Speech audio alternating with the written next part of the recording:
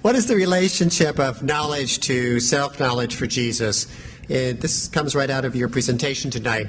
In Mark 13:32, regarding the second coming, Jesus admits that he does not know the time of his return.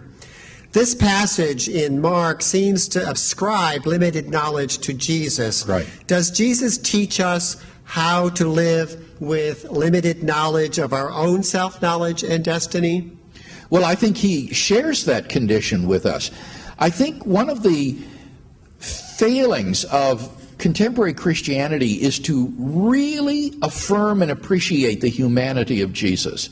I think very many of us have the idea that Jesus is basically kind of like Superman dressed up as Clark Kent. But he's not really a human being. He really hasn't taken on our full humanity. And that's not what the church fathers thought, or what the New Testament affirms.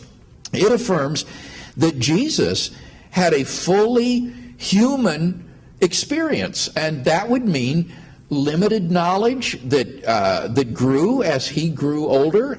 We shouldn't think of the baby Jesus lying in the manger contemplating the infinitesimal calculus or Newton's physics. Rather, he had a typical infant consciousness like a normal baby. And the New Testament says that as he grew in wisdom and in stature. And it says that he learned moral perfection through what he suffered.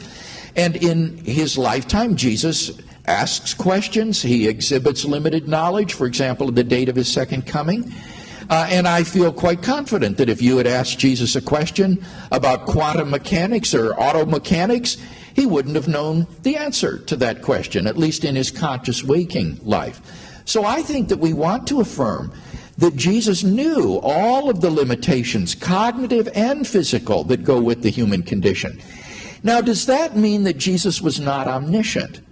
Well, no. I think what that means is that we ascribe properties to Jesus with respect to his divine or human nature. With respect to his divine nature, he was omniscient and omnipotent.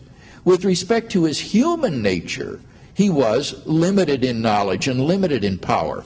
Now, how can you put this together in the same package? Well, what I've suggested in my own work on the Incarnation in the book Philosophical Foundations for a Christian Worldview, that it may be helpful to distinguish between levels of consciousness within the person of Jesus.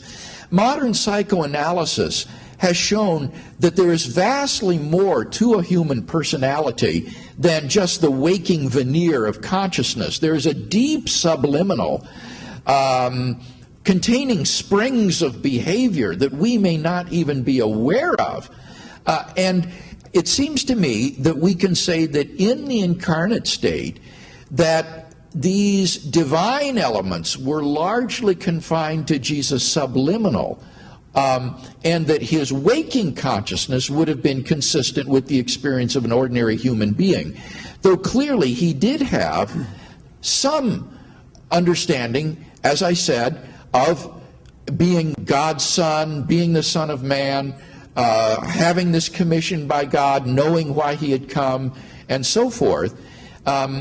So there was elements of this divine self-understanding in Jesus' consciousness. But I think we should say that knowledge of things like the date of his return, auto mechanics, quantum mechanics, and things of that sort would be part of the divine subliminal rather than part of his human waking consciousness. And that gets you a genuine incarnation rather than this Superman merely clothed in a Clark Kent costume.